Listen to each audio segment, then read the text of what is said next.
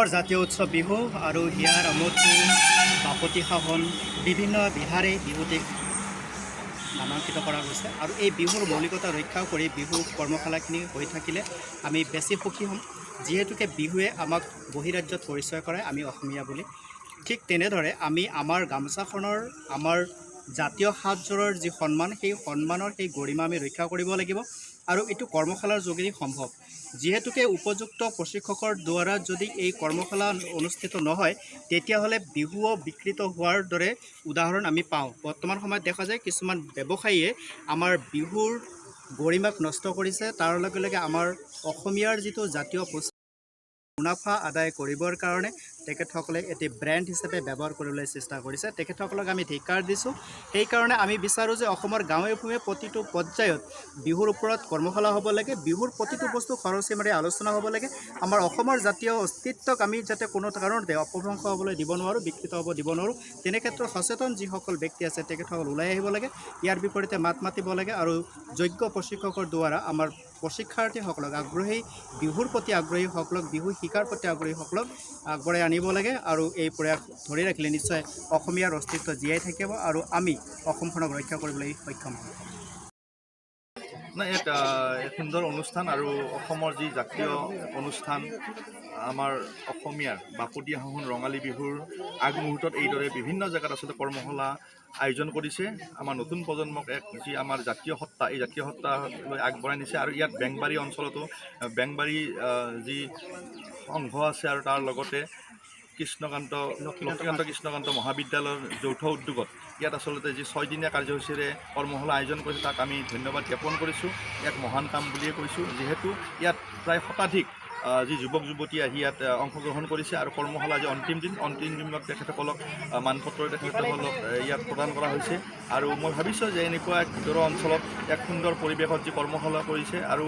আমাৰ জাতিটোৰ কাৰণে এক গৌৰৱৰ বিষয় যে আমি আচলতে বিহুৰ যি 3 দিন এই বিহু 3 দিন বিহুৱেই নহয় আচলতে আমি বিহুৰ যি পৰম্পৰা এই পৰম্পৰাসমূহ আমি জানিব লাগিব আৰু এই কৰ্মশালাৰ জৰিয়তে ইয়াত বিভিন্ন বিশিষ্ট ব্যক্তিসকলে ইয়াত ভাষণ প্ৰদান কৰিছে যে কৰ্মশালাৰ জৰিয়তে আমাৰ জাতীয় সত্তা আমি বিহুক কেনেকৈ জীয়াই ৰাখিব আৰু এই ক্ষেত্ৰত বিভিন্নজনে ইয়াত আলোকপাত কৰিছে আৰু এয়া আমাৰ হৈছে সমল অসমীয়া জাতিৰ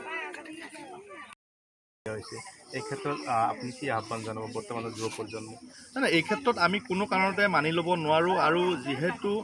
আমাৰ জাতীয় জীৱনৰ অসমৰ সকলো খিলঞ্জীয়াৰে আচলতে ৰঙালী বিহু বা আমাৰ যি 3 প্ৰকাৰৰ বিহু আছে এই বিহুত আমি সকলোৱে মানি লৈছোঁ তাৰ উপৰিও আমাৰ যি বহাগ বিহু এই বহাগ বিহুত আমি যি ধৰণে আচলতে আমাৰ যি সাজপাৰকে ধৰি আমি যি ধৰণৰ নীতি নিয়ম আছে এই নীতি নিয়মেৰে আগবাঢ়ি তাত যদি কোনোবা বহিৰাগতই বা বিভিন্নজনে যদি ইয়াত ৰহণ সানিব বিচাৰে কিন্তু আমি ইয়াত কোনো কাৰণতে আমি মানি নলওঁ আৰু আমি ইয়াৰ লগতে আমি দেখিছোঁ যে আমাৰ যি বহিৰাগত কোম্পানী আছে বিশাল মেগামাৰ্ট আছে তেখেতসকলে বিভিন্ন ঠাইত আমি কোম্পানীসমূহৰ আগত জিন্স পেণ্ট পৰিধান কৰি গেট লগোৱা বুলি আমি শুনিছোঁ আৰু এই ক্ষেত্ৰত আমি এই বিহুৰ আগতীয়াকৈ আমি তেখেতসকলক সকিয়নি দিছোঁ যে এনেকুৱা ধৰণৰ যাতে কাম নকৰে আৰু বিহুক লৈ যাতে কোনো ল'ৰা ধৰ্মালি নকৰে যিহেতু এই সময়ত অসম চৰকাৰে আচলতে বিহুক বিশ্বৰ দৰবাৰলৈ নিবলৈ অহা 14 তাৰিখে এক বিশাল আয়োজন কৰিছে প্ৰায় 11,000 যুৱক যুৱতীৰে আচলতে বিহুক বিশ্বৰ দৰবাৰত নিবলৈ আগবাঢ়িছে এক বিহু জৰিয়তে আৰু আমি সেই সময়ত আচলতে এনেকুৱা ধৰণৰ যি ধৰণৰ বিকৃত ৰূপত কিছুমানে জিন্স পিন্ধি বা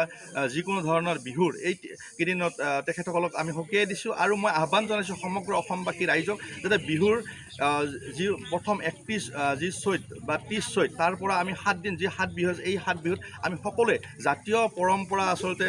সাজপাৰেৰে সকলো কাম কাজ কৰিব লাগে বুলি মই সকলো অসমবাসীকে আহ্বান জনাইছোঁ হ'ব আপুনি মই ধন্যবাদ জ্ঞাপন কৰিছোঁ লক্ষ্মীকান্ত সাংস্কৃতিক মহাবিদ্যালয় আৰু বেংবাৰী নগৰীয় সংঘক লগতে মই ধন্যবাদ জ্ঞাপন কৰিছোঁ প্ৰশিক্ষকসকলক তেখেতসকলক মই গম পাইছোঁ যে আজি তেখেতসকল বিনা শ্ৰমত এই অনুষ্ঠানটো তেখেতসকল পাতিছে